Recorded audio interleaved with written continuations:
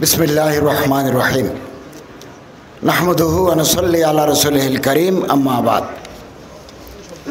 बांग्लादेश जमियत आहले हादीसेर केंद्रीय कार्यालय, बांग्लादेश आहले हादीस तालिमे बोर्ड, माद्रासा मुहम्मद आरबिया কর্তৃক আয়োজিত আজকের এই মোবারক অনুষ্ঠানের মহতরম সভাপতি, বাংলাদেশ জমিয়ত আহলে হাদিসের সভাপতি, সম্মানিত সভাপতি অধ্যাপক ডক্টর আব্দুল্লাহ ফারুক সাহেব, জিদাত মালিকুম, বাংলাদেশ জমিয়ত আহলে হাদিসের secretary general doctor Mohammad Shahidullah Khan Madani, বারাকাল্লাহু ফি হায়াতিহি,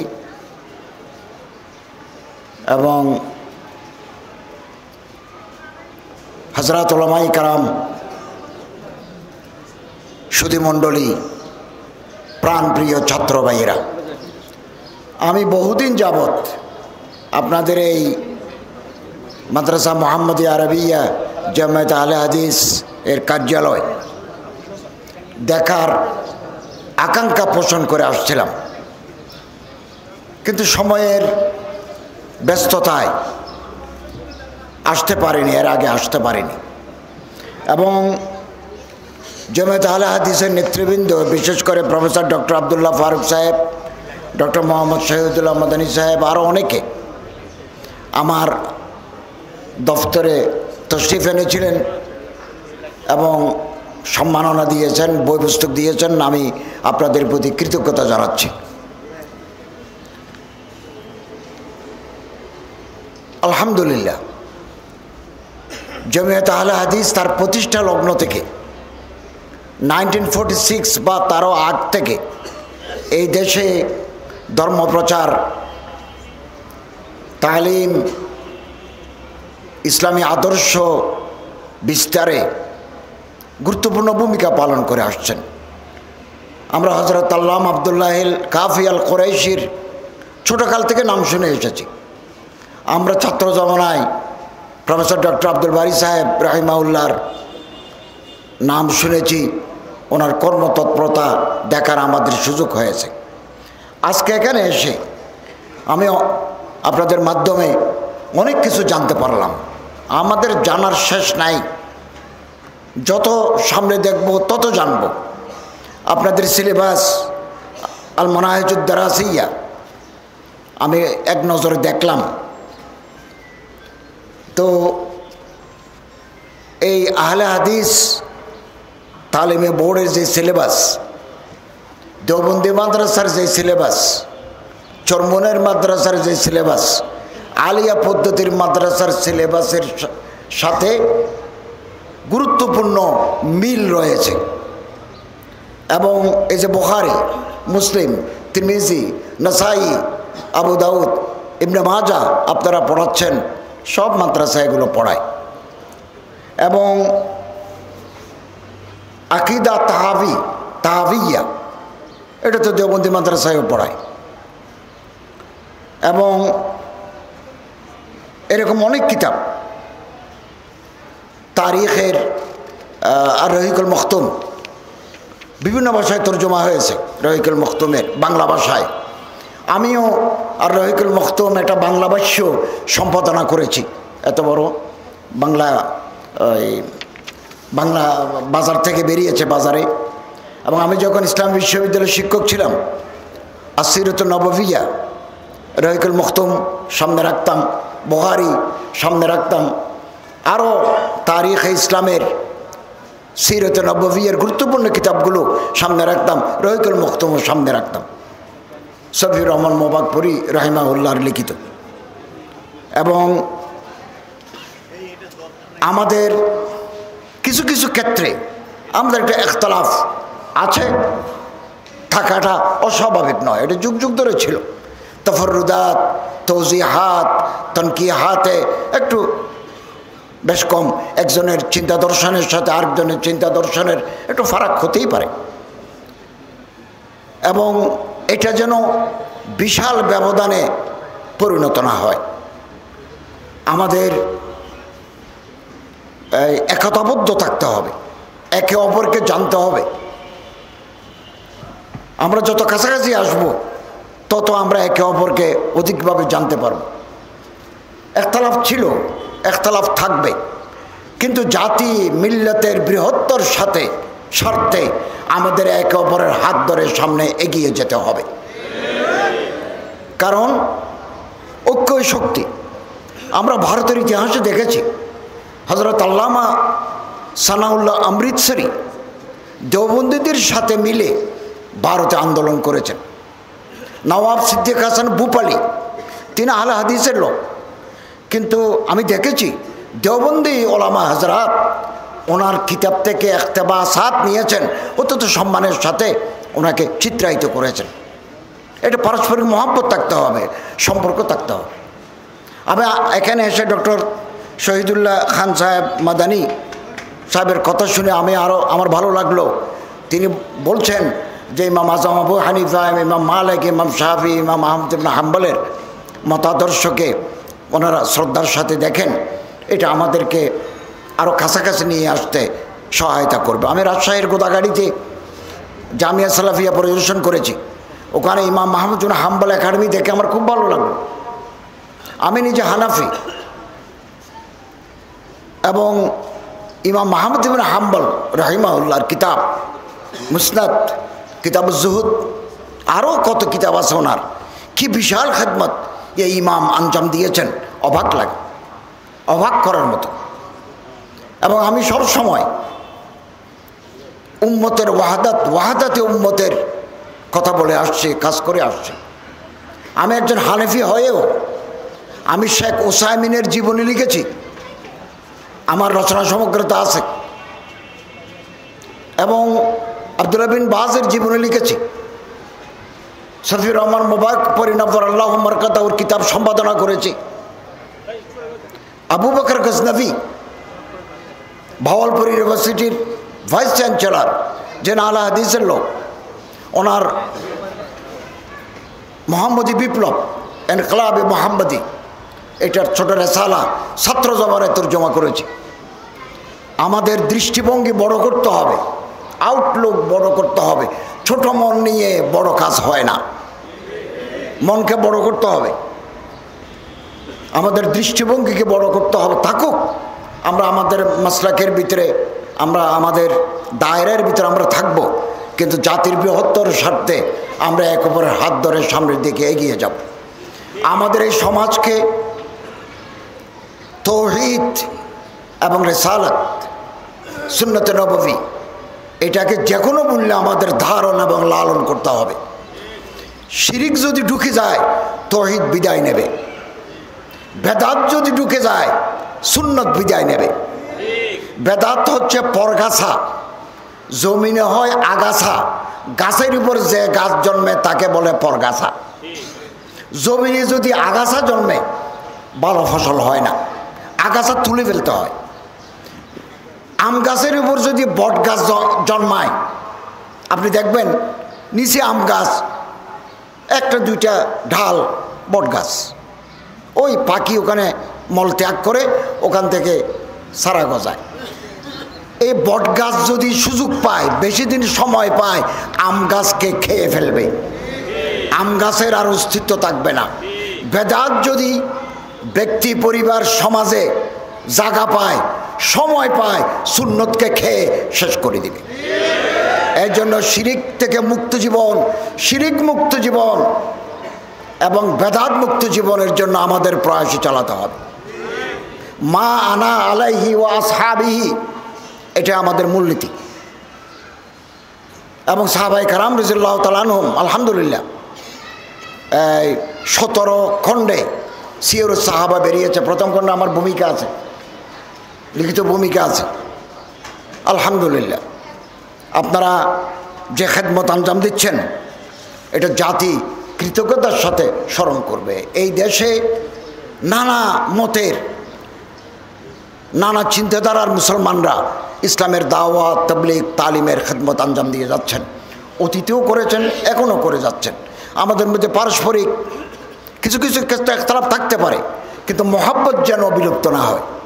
আপনারা আমার প্রতি যে মহাব্বত, যে উলফত, যে ভালোবাসা দেখিয়েছেন, এটা আপনাদের উদারতার প্রমাণ পাওয়া যায়, এতে আপনাদের উদারতার।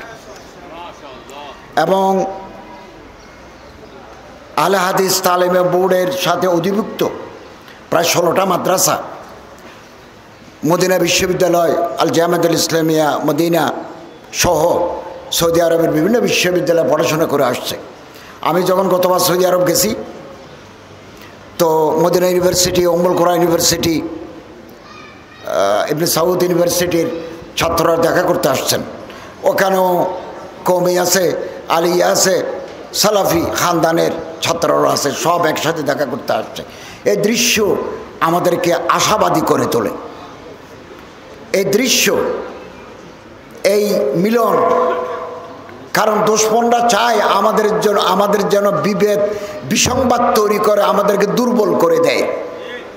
আমরা শত্রুর ফাঁদে পা দেব না। একতলাপ সত্ত্বেও আমরা জাতির বৃহত্তর সত্ত্বে ঐক্যের পরিচয় দেব। আমি আপনাদের এই ডকুমেন্টারি ভিডিওতে দেখলাম আপনারা রোহিঙ্গাদের সাহায্যের জন্য এগিয়ে এসেছেন, অত্যন্ত ভালো কথা। দুর্যোগপূর্ণ জাতি যখন দুর্যোগের শিকার, এদেশের আলেম ওলামারা, আহলে হাদিসের লোকেরা, দেওবন্দি লোকেরা, চরমনাইয়ের লোকেরা, অন্যান্য তরিকার লোকেরা, আলেম ওলামারা এই বানবাসী দুর্যোগে বিপদগ্রস্ত মানুষের পাশে দাঁড়িয়েছে, আপনারাও দাঁড়িয়েছেন। অতএব আমাদের দূরত্ব খুব বেশি নয়, আমরা যত কাছাকাছি আসব একে অপরকে জানার সুযোগ পাবো। আপনারা যে বইগুলো কিতাবগুলো আমাকে দিয়েছেন, আমি এগুলো ইনশাআল্লাহ আজিজ পাঠ করব। আমার জ্ঞানের অনুষদ এর মাধ্যমে বৃদ্ধি পাবে, আমরা সামনের দিকে এগিয়ে যাব। আমি ছাত্র ভাইদেরকে বলবো, দম বদম দমরা গনিমত না। ফার্সিতে একটা কথা আছে, প্রতিটি নিঃশ্বাসকে মহামূল্যবান মনে করে আমরা কাজে লাগাবো। আরবি শিখবো ভালো করে, আরবি আমাদের মাখস, আর আরবি আমাদের মাসাদের মরাজে। আরবি ভাষা হচ্ছে কোরআনের ভাষা, হাদিসের ভাষা, তাফসীরের ভাষা, উলুমুল ওয়াহির ভাষা। আমরা ভালো করে, আপনারা জানেন, আরও জানার জন্য ছাত্র ভাইদেরকে বলবো আমরা আরবি ভাষা শিখব, বাংলা জানব। এবং অনেকেই মেধাবী ছাত্র আছেন, জহিন ফতিন, মেরিটোরিয়াস, এক্সট্রাঅর্ডিনারি স্টুডেন্ট আছেন আপনারা। এর সাথে যদি আদব, তাওয়াজু, বিনয়, শিষ্টাচার যোগ হয়, আপনি অনেক উপরে উঠতে পারবেন। আর যদি মেধার কারণে, এক্সট্রাঅর্ডিনারি মেধার কারণে বেয়াদবি করেন, আপনি এলমে নববী থেকে মাহরুম থেকে যাবেন। বেআদব মাহরুমে গশত আজ ফজলে রব, আল্লাহর রহমত থেকে বেআদব মাহরুম হয়ে যায়। এবং আমি আমার ছাত্র ভাইদেরকে বলবো, মানুষ দুই জায়গায় আছাড় খায়। দুটা জিনিস মানুষকে পতন ডেকে আনে। একটা হচ্ছে টাকার লোভ, অবৈধ টাকার লোভ, দুর্নীতি, স্বজনবৃত্তির মাধ্যমে কোটি কোটি টাকা রোজগার করে বিদেশে পাচার করা। এটা মহামারীর চাইতেও মারাত্মক রোগ। কোনো মানুষ দেশপ্রেমিক হতে পারে না। নিজের দেশের টাকা লুট করে বিদেশে বাড়িঘর যারা করে, তারা কোনোদিন দেশপ্রেমিক হতে পারে না। কোনো আলেম আলে হাদিস করে না, কওমি করে না, চরমুনের করে না, ফুরফুরার করে না, সরসিরের করে না, বিভিন্ন ঘরানার আরও অনেক ঘরানার আলেমরা আছেন। আমার জানা মতে কোনো আলেম এদেশের টাকা লুট করে বিদেশে বাড়ি করেন নাই। এটা দেশপ্রেমের পরিচায়ক। দেশের জন্য ওনারা খেদমত আঞ্জাম দিচ্ছেন, অতীতেও দিয়েছেন, আগামী দিনেও তারা দিয়ে যাবেন। আমি ছাত্র ভাইদেরকে বলবো, চরিত্র, টাকা, অবৈধ টাকার প্রতি লোভ, লা ইয়াদখুলুল জান্নাতা জাসদুন গুযিয়া বিল হারাম, হারাম খেয়ে শরীর ব্যস্ত যাবে না। 2, সেক্সের প্রতি দুর্বলতা। ছোট বাচ্চা দেখলে আমরা পাগল হই। দাড়ি নাই, দাড়ি উঠে নাই, দাড়ি গজায় নাই, গোফ নাই, এ সমস্ত ছেলে দেখলে আমরা হুঁশ ঠিক রাখতে পারি না। আল্লাহর ডর পয়দা করুন, কলিজার ভিতরে আল্লাহর ডর পয়দা করুন, তাকওয়া পয়দা করুন। বিয়ে করে ফেলুন। ফানকিহু মা তাবা লাকুম মিনান নিসা, বিয়ে করে ফেলি।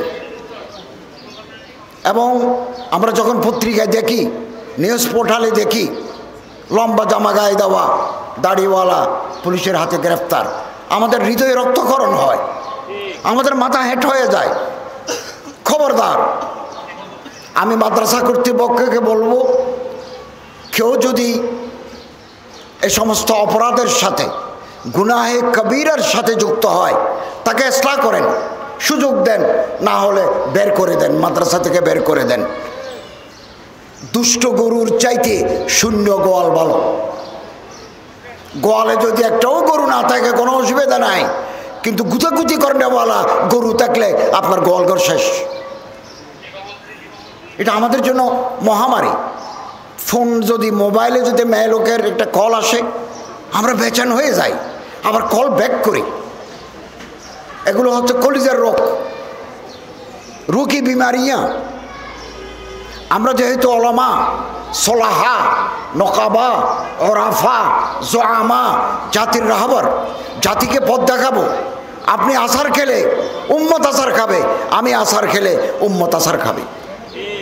এই জন্য টাকার লোভ, অবৈধ টাকার লোভ, দেশের সম্পদ লুট করার লোভ আমরা সংবরণ করব। সেক্সকে আমরা নিয়ন্ত্রণে রাখবো। এখন যদি বিয়ে করতে পারেন ভালো, এখন যদি বিয়ে করার সুযোগ না থাকে তাহলে আপনি রোজা থাকুন। ফিজা ফালাইকুম বিসম। শেখ আব্দুল ফাতাহ আবু হুদ্দা রাহিমাহুল্লাহ একটা কিতাব লিখেছেন, আল উলামা ওয়াল উযযাব, যে সমস্ত আলেমরা বিয়ে করেন নাই।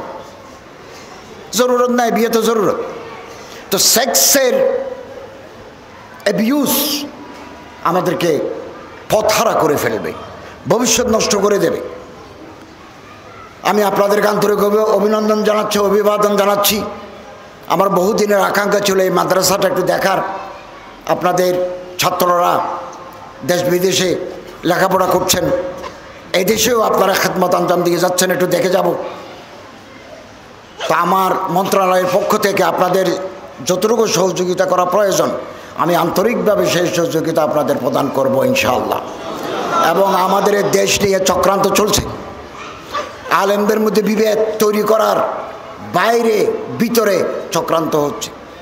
আমরা এই চক্রান্তের ফাঁদে পা দেব না এবং আমরা ঐক্যবদ্ধ থাকব। দেশের বিরুদ্ধে যত চক্রান্ত, ঐক্যবদ্ধ প্রয়াসে আমরা এগুলো নাকাম এবং ব্যর্থ করে দেব ইনশাআল্লাহ। আমরা নির্বাচনের দিকে যাচ্ছি, নির্বাচন কমিশন গঠিত হয়েছে, নির্বাচন কমিশনার নিয়োগ প্রাপ্ত হয়েছেন।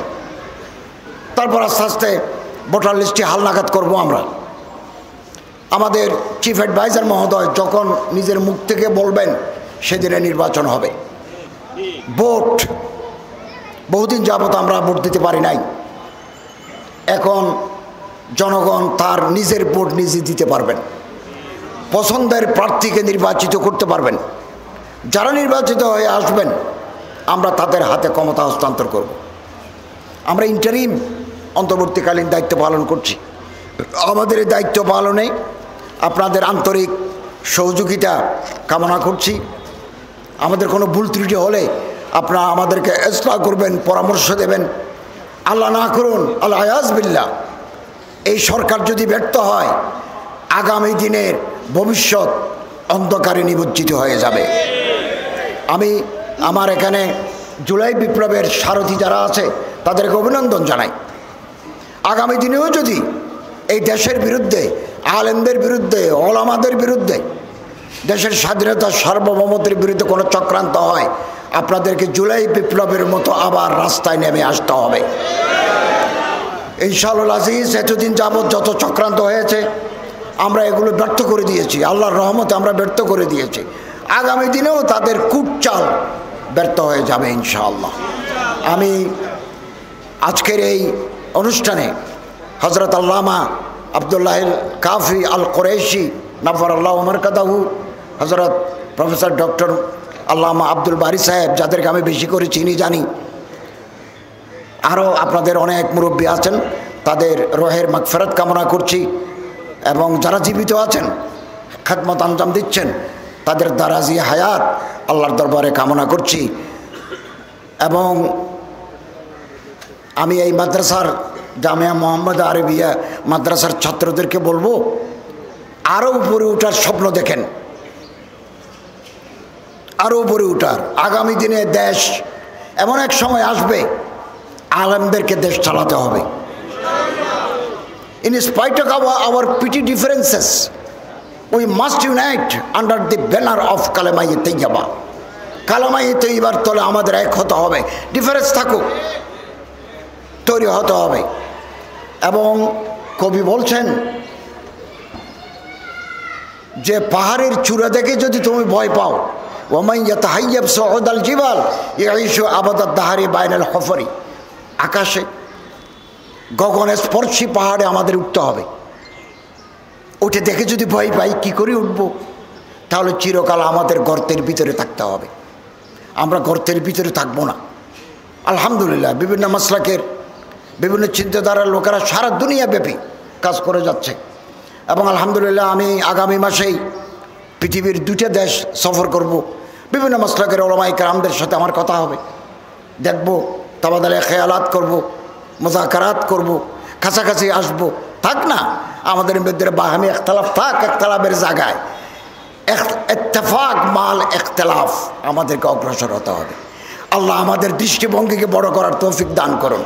এই দেশ মিল্লত ইসলাম উম্মতের খেদমত বেশি করে আঞ্জাম দেওয়ার তৌফিক আল্লাহ তাআলা এনায়েত করুন, আমিন। আপনাদের প্রতি আন্তরিক অভিনন্দন জানাচ্ছি, মোবারকবাদ জানাচ্ছি। আসসালামু আলাইকুম ওয়া রাহমাতুল্লাহি ওয়া বারাকাতুহু।